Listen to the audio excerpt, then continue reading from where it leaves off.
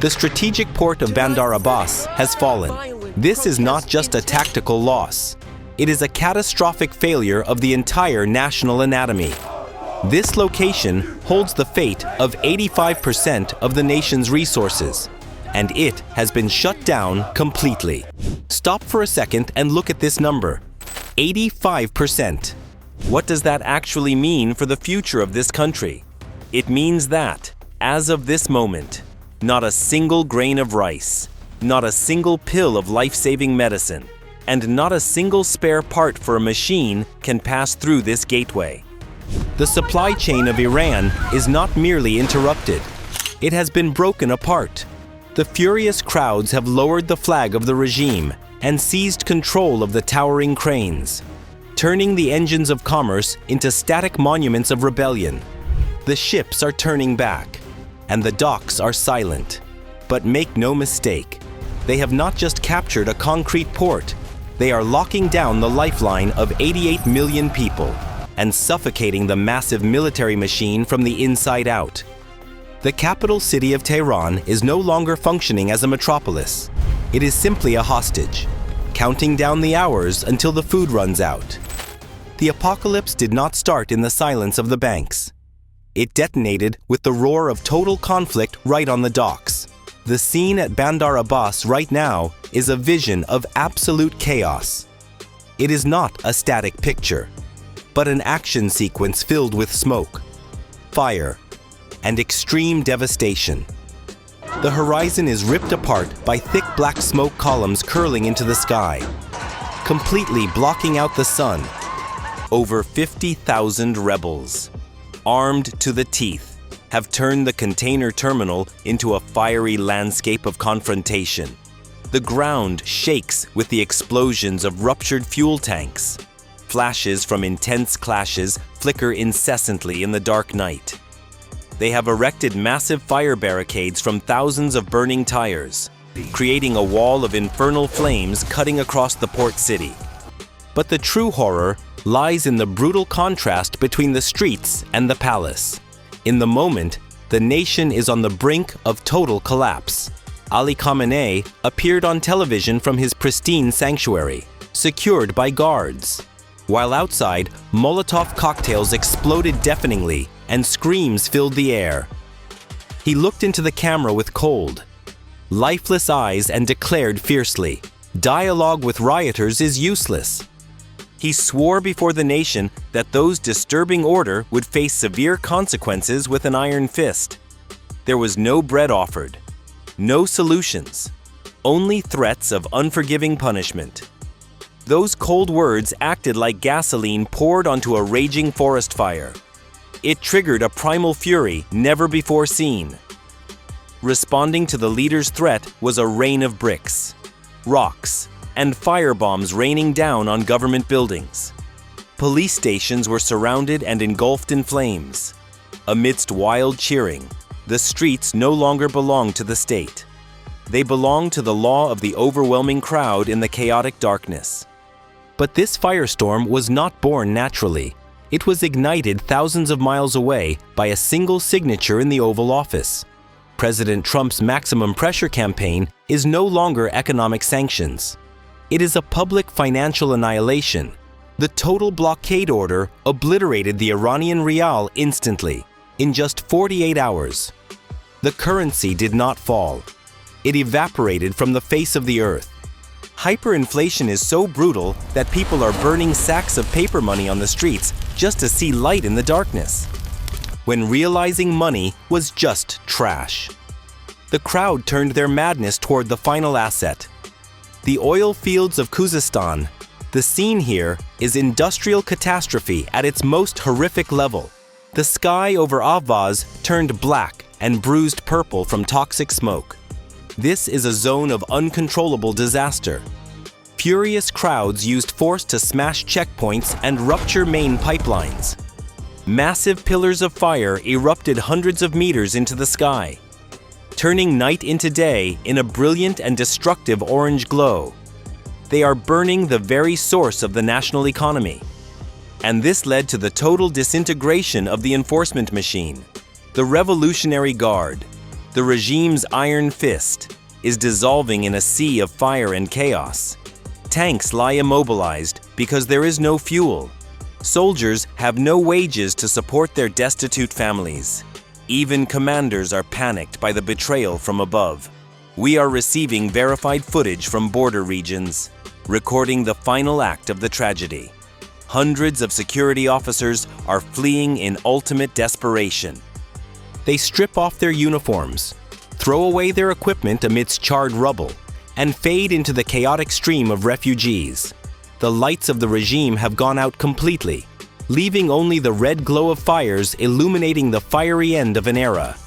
And here is the geopolitical earthquake that no one saw coming.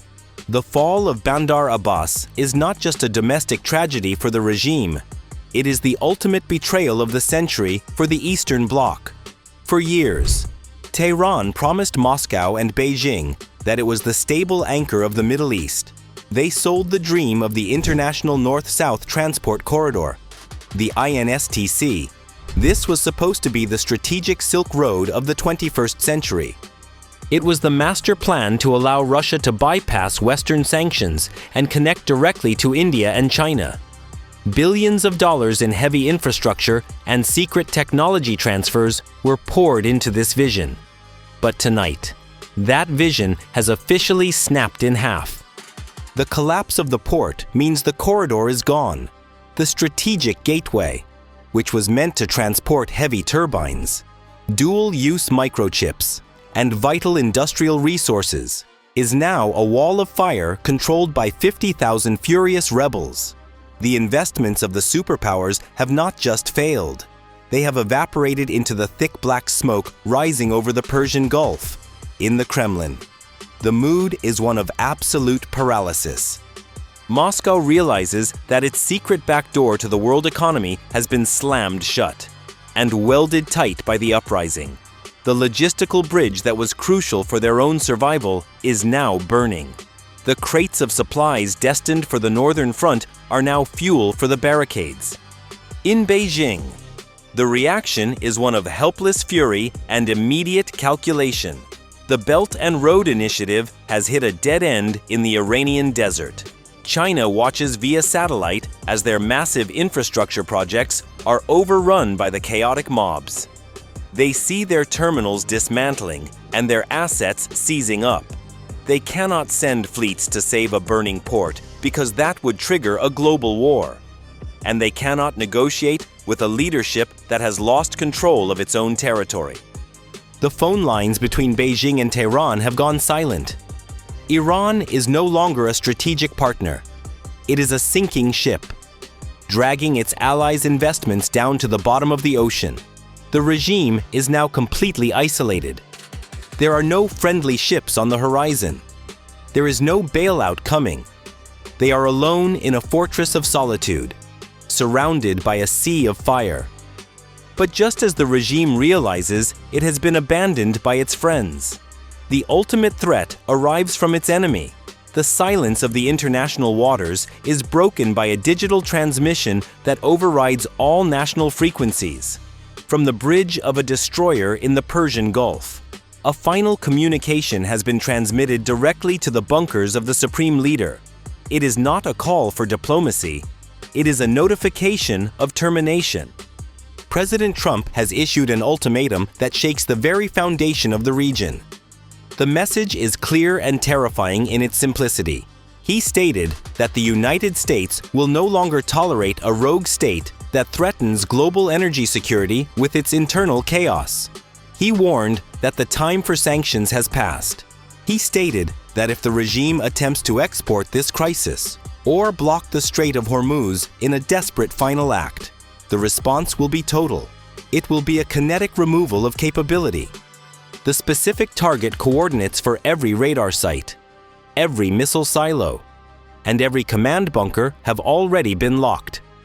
The warning ends with a sentence that freezes time.